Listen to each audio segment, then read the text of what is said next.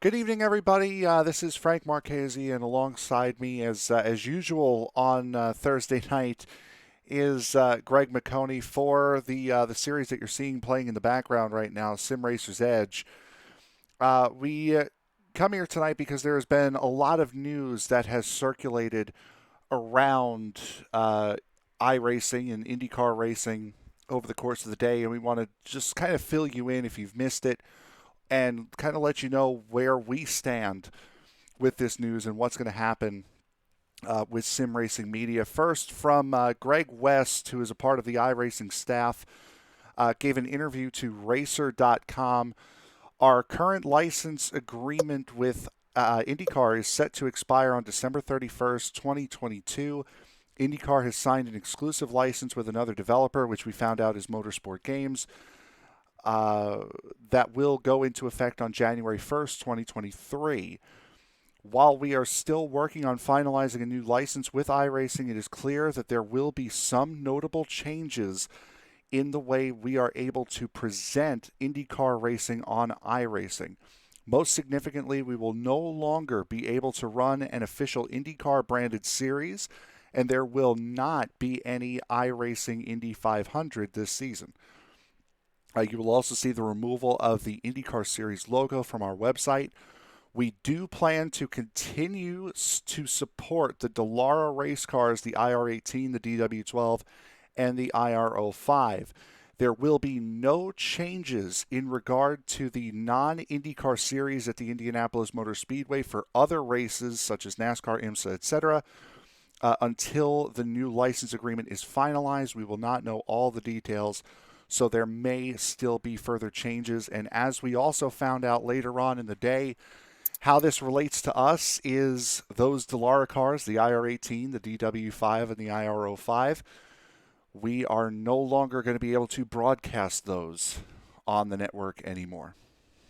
Yeah, it's a sad, sad thing to have happen. iRacing and IndyCar have been partners for almost a decade now.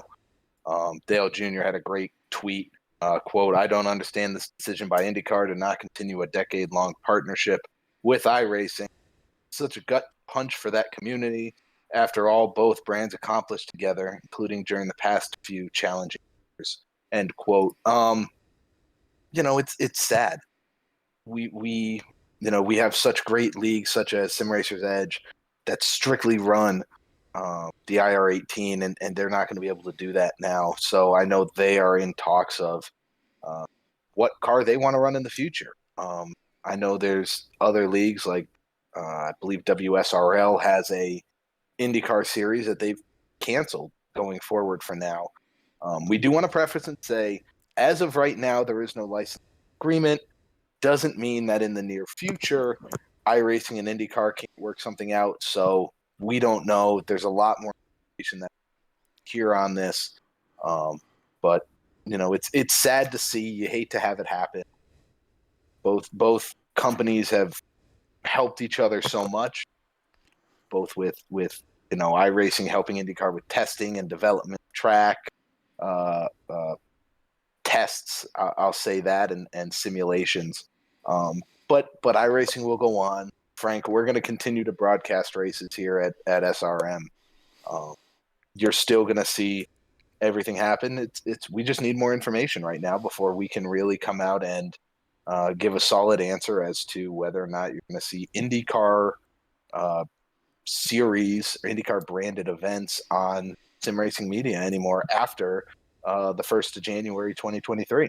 Yeah, so we only have about a week left, about a week and a half actually, of ability to broadcast IndyCar racing on Sim Racing Media. Another thing that we don't really know is what happens to our library of Sim Racer's Edge. Do we have to take that down because it is technically the Dallara IR18 and IndyCar license? So we'll have to see what happens with that as more information comes out. But again, that is where we stand right now. We will no longer be able to broadcast IndyCar leagues, and it's not just us; it's any broadcaster that broadcasts these races. They're no longer allowed to do that. And For those of you wondering who Motorsport Games are, it's a company that has been in the news quite a bit if you follow racing simulators. This is the same company that has produced R Factor. It is the same company that has produced NASCAR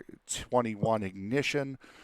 And what IndyCar is getting out of this, or what they hope to get out of this, is an IndyCar game, which is why they went to Motorsport Games instead of staying with iRacing, or at least that's the feeling. That's why they went to Motorsport Games, and unfortunately left iRacing hanging. Yeah, and long term, I don't know how this will affect the partnership, or if it even will affect the partnership between both companies. But like we said, we're gonna continue on. iRacing will continue on. Sponsors will come and go. Licensing agreements come and change, but we're gonna bring you the best sets of racing that we can, no matter what car it is, and just kind of everybody keep your ears tuned. We'll report out if something major comes up, and hopefully get something worked out soon. Absolutely. So at this moment, what we know right now, again, just to surmise what's happened here, IndyCar has signed an exclusive license agreement with Motorsport Games, which means they are no longer going to be featured on iRacing.